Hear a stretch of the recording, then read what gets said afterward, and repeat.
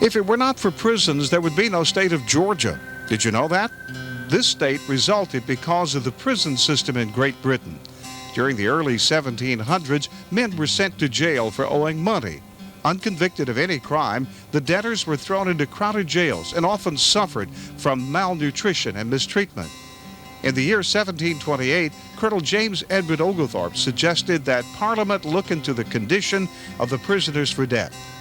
According to one history book, the revelations of the prisons were horrible and sickening, which caused Oglethorpe to propose the planning of a colony of unfortunates in the unoccupied country below the Savannah. On June 9, 1732, an appropriation of money was made, and King George granted a charter for the colony to be named after him. Oglethorpe, who would serve as governor, accompanied the original settlers, 35 families, with a total of 120 men, women, and children to the new colony of Georgia. They set sail on November 6, 1732. After an ocean voyage lasting over 2 months, the group arrived in North America, landing first at the harbor in Charleston, South Carolina.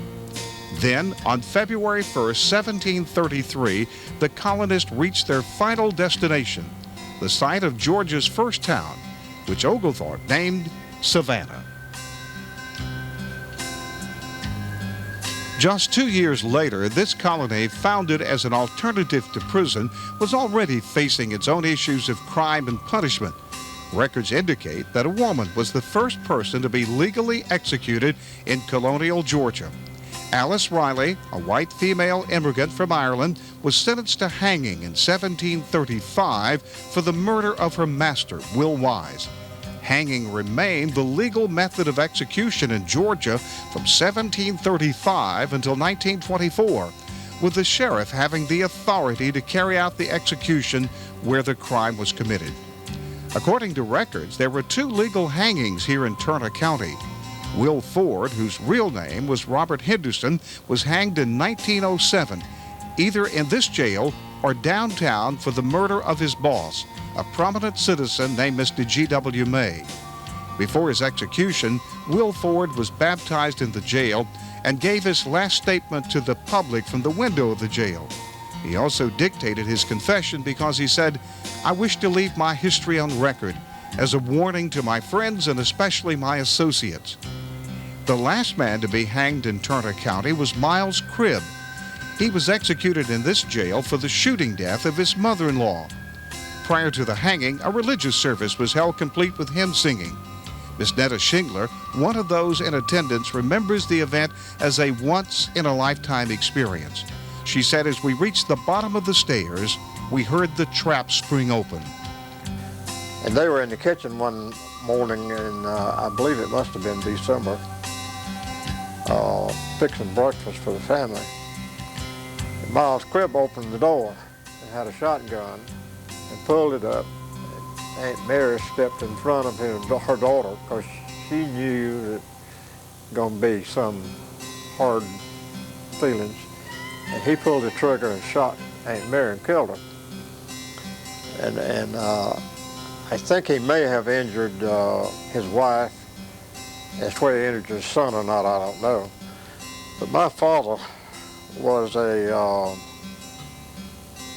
what you would call a deputy sheriff, a patronage deputy sheriff, just meaning that he got paid for what he done. And the sheriff asked him and a man named Putman to bring Mr. Cribbs to Ashburn. And they left Rebecca sometime real late in the afternoon, 4:30, 5 o'clock. And they knew that there was a mob forming to come chase them. And they started out and they got somewhere at the other side of Deep Creek out here, where that road goes off to the side. And they were coming down that road. And Daddy and Mr. Putman decided that they needed to go into the woods because the mob was getting close to them. So him and Mr. Cribbs got out of the buggy and went into the woods. And he found a tree laying down. It was a huge tree, he said about like this. And it was still laying on the stump, so it was up off the ground about this high. It was in gallberry bushes and briars. And he put Cribbs under there, and he lay down their side of it. And these people were coming with torches. There was no flashlights, I don't reckon, at that time, but they had torches lighting the way, and they was coming around, and they was getting fairly close to them. And Daddy said Miles Cribb's heart was beating so hard that it was lifting him off the ground, like something like that, which I thought was very, very unusual. Anyway, the mob didn't find them. They went on by them, and later Cribbs was removed, most likely by train, to Albany, where he was tried and sentenced to be hung. Then they brought him back to Ashburn and hung him. And my father probably was in charge of crowd control on the outside of the jail. And there were several hundred people there, probably as many as 500 or 600. And what was striking to my mother and to my father was all these people brought picnic lunches to eat while the hanging was going on. You couldn't see the hanging, but they were outside in the yard and around the courthouse up here and around the jailhouse and out in there eating picnic lunches. The last hanging, ordered by the state, occurred on May 20th, 1925, when Gervis Bloodworth and Willie Jones, white males convicted of murder, were executed. Although the crime for which they tried took place in Taylor County, the hangings were held in Columbus. The accused said if they were hanged in the jurisdiction of the crime, they would be subjected to a public hanging, which was against the law at that time. The accused maintained spectators could stand on top of the drugstore roof in Butler, Georgia, and see the gallows. Therefore, the site of the execution was changed to Columbus to ensure a private event. It's estimated that over 500 hangings were carried out in Georgia. On August 16, 1924, the General Assembly voted to substitute death by hanging with death by electrocution. Thomas Edison had invented the electric chair in 1890 as a more humane means of execution. The device emitted 1,000 volts and was supposed to kill a person within 5 seconds. However, when Edison witnessed his invention for the first time, instead of the predicted 5 seconds, it took 4 minutes of steady current to kill the man. Also in the process, the condemned man began to smoke, and the hair on his head and arms ignited. Edison was appalled. He considered the electric chair a dismal failure and regretted this invention to the end of his life. Along with this new means of execution, the law in Georgia called for a change in the location as well. One place in the state was designated for carrying out the death sentence. The Georgia State Prison in Milledgeville was the site for Georgia's first electric chair. Convicted of murder in DeKalb County, Howard Hinton, a black male, was the first to be electrocuted by the state of Georgia on September 13, 1924. Death sentences for 162 men were carried out at the Milledgeville facility. After a new state prison was built at Reedsville, the electric chair was moved there in January 1, 1938. And on May 6th of that year, Archie Goodwin, convicted of a murder in Worth County, was executed. From 1938 until 1964, 256 executions took place. The most frequent crime was murder. Some were rape cases, and a few involved robbery by force. The oldest person to be executed was 72 years of age, and the youngest, 16. Of the 256 death penalty cases, all were males with one exception. Lena Baker, a black female from nearby Cuthbert, was the only woman in the state of Georgia to die in the electric chair. She was executed for murder on March 5, 1945. Her picture still hangs by Old Sparky, the nickname given to Georgia's electric chair. Her last words are typed under her picture. She said, "What I done, I did in self-defense, or I would have been killed myself."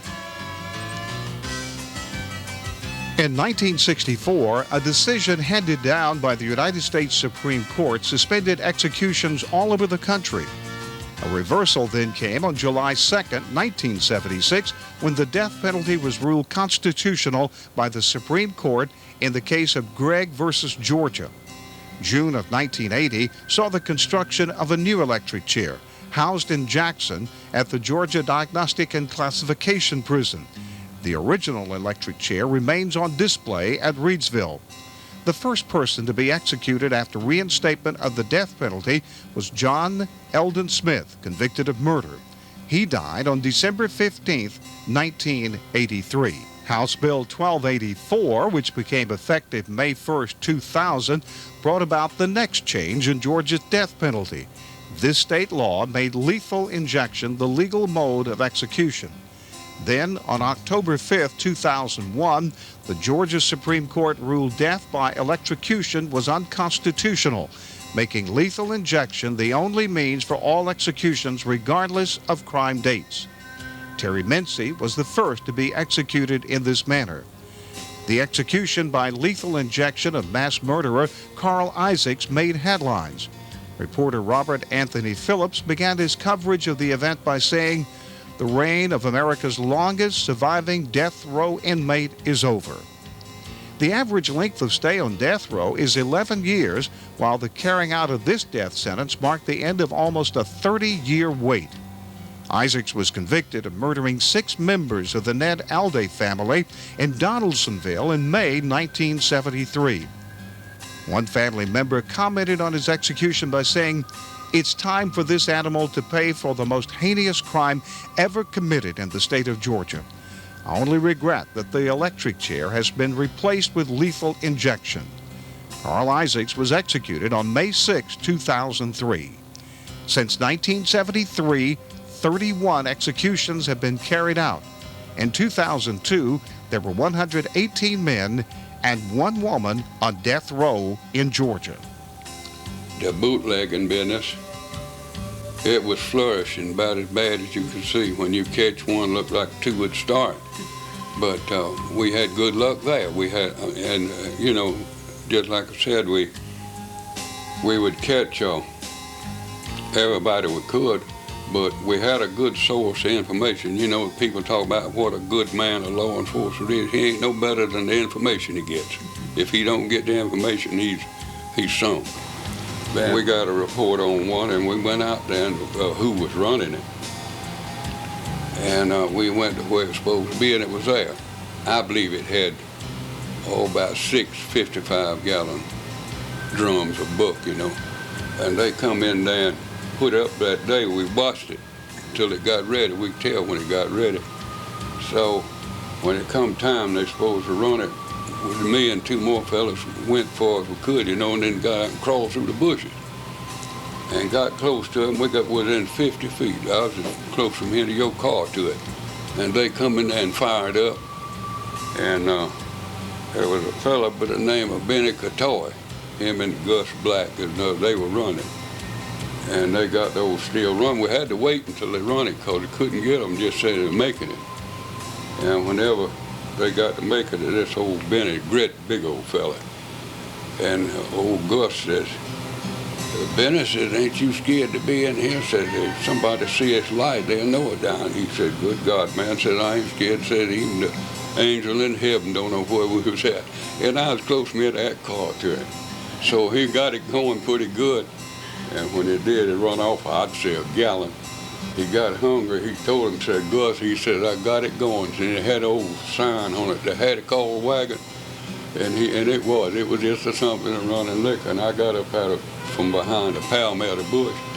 I said, after old Benny said that, I said, "Benny," I said, "what would you call me?" You said, "Even them angels in heaven didn't know, man." He said, "Good man." He said, "Where did you come from?" I said, "I've been here all evening, been watching y'all." And we got cut those steel down, tore it up. And then the rest of them was just small, the little old, some of them. Of course, the state's history has included crimes other than capital offenses, and the penal system for lawbreakers in general has also undergone a series of revisions. The General Assembly funded the first state prison on December 11, 1811. At a cost of $10,000, the facility was built in Milledgeville, then the state's capital, and was opened in 1815. Known as Prison Square, it was located directly across the street from the governor's mansion and was where Georgia College is today. Due to the institution of slavery, it was an all-white facility, housing both males and females. The outer walls of the penitentiary are made of brick, are 20 feet high and 2.5 feet thick, enclosing 2.5 acres. The cells were in a 3-story granite building, 200 feet long by 30 feet wide, divided into 4 wards designated by the letters A, B, C, and D. A hospital was added in 1832, and workshops were constructed in 1844, and they too were built of brick 1 story high. The form at the Common Center is an octagon. The facility also had a 2-story building of brick 40 feet square, which contained apartments for female convicts and the sick. During the Civil War years, 1861 to 1865, the prison was not properly maintained. In 1864, Governor Joe Brown offered pardons to all the men who would serve in the Confederate Army. After the male inmates left for the war, according to legend, the female convicts began to burn and destroy the prison. Sherman, on his march to the sea, then finished the job the women had started. In the days following the Civil War, with no money for prison construction, the state of Georgia adopted the convict lease system. This program began in March 3, 1874, when federal Governor Rugers signed the bill authorizing state prisoners to be leased out to private individuals and companies. Each convict brought the state about $10 per year. Prisoners were often the labor sources from mining operations, rock quarries, and the turpentine industry. Amos G. West, the Iron King of the South, supposedly made his fortune using convict labor. Then in 1897, the General Assembly passed an act to end the lease system in favor of a reform system run by a prison commissioner. Also in that same year, $50,000 was appropriated to build a new prison farm for men, women, and boys. The term in old gangster movies where the criminals talk about being sent to the farm may have been slang for being sent to prison, but in Georgia, it was an actual farm. Built near Milledgeville and surrounded by stockades, it featured sturdy, separate buildings for men, women, and boys. It also had a gin, a mill for corn grinding, a depot, a warehouse, and other structures. In fact, it was one of the largest agricultural undertakings in the state and was both a financial and humanitarian success. In 1903, the State Prison Board Commissioners once again authorized contracts with individuals and corporations and started the chain gang. In this new system, counties received a share of the state inmates for construction of highways, railroads, and other forms of public service. These prisoners were housed in camps, and by 1929, Georgia had 140 prison camps. To cut down on travel time between the camps and work sites, inmates sometimes spent the night at the sites in rolling cages. These had a lattice steel design which provided ventilation. Today, these convict cages are jokingly referred to by the manufacturer as the country's first RVs. Grand jury presentments from 1911 noted that Turner County had 2 such convict cages in good condition. In this new system, prisoners were expected to repay their debt to society through physical labor, often back-breaking work performed in leg chains. They were highly visible in black and white striped uniforms and worked under the threat of a whip and armed guards. The chain gang had a reputation for harshness. However, the grand jury presentments published in the March 21, 1911 issue of the Turner County Banner makes reference to 35 men in the county chain gang who were found well cared for and properly clothed. In a 1912 edition, though, the presentments are contradictory and imply cruel treatment. There's been some complaint to this body relative to the warden whipping convicts on the public roads near the residence of some of the citizens. We would suggest that the warden be a little more careful in this respect and not whip them near the residence of any of the citizens nor on public roads. National attention to this cruelty came when escapee Robert E. Burns' book, I'm a Fugitive from a Georgia Chain Gang, was turned into a movie. Named the best American film of 1932, this movie, based on his real-life experiences, exposed the brutality of convict camps and helped turn public opinion against chain gangs. Although Georgia was dropped from the film title, the Southern setting and characters provided a negative depiction of the South in general and the chain gang in specific. The movie also helped establish the Hollywood image of Southern sheriffs and prison wardens as mean, not too bright power abusers. An image still too familiar 60 years later, observes K. Lanning Minshew in an issue of the Georgia Journal. About 10 years later, Life magazine ran an article on the inhumane conditions of Georgia inmates. At one site, the prisoners supposedly cut their own heel tendons and broke their own legs in order to avoid the heavy labor. Such negative national publicity caused Governor Ellis Arnold to order an investigation of the prison system. The result was the Prison Reform Plan. He also pardoned the famous prison escapee Robert Burns in 1945. Because of his stand for prison reform and against the Ku Klux Klan, Governor Arnold lost his bid for re-election in 1946, but his actions did lead to improvements in prison conditions. Today, there are 32 prisons in the state of Georgia. According to Georgia Trend magazine, Georgia is still a leader in prison growth. In fact, it has the highest growth rate among the 10 largest prison systems in the United States and has the 8th largest prison system in the country. This lock 'em up and throw away the key mindset in Georgia has resulted in enormous cost. In 2000, Georgia Corrections Commissioner Jim Wetherington predicted a $1 billion budget in the very near future. The commissioner calls it Georgia's concrete and steel approach to prisons, in which the state builds more jails and fills them up. It's my job to make sure we have adequate space, hard beds for hard criminals, and make sure they do hard time. Yet, I want to help those people who are willing to change their lives.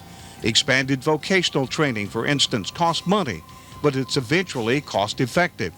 We estimate that 70% plus of inmates are in jail in part because of some kind of abuse problem, alcohol or other drugs. You have to address that, says Wetherington. Today's Georgia inmates are expected to work, and there's an increase in the number working outside the correctional facilities. It's free labor. It's good for the taxpayers and good for the prisoners, the commissioner explains. This latest strategy sounds a lot like the old chain gang system, doesn't it?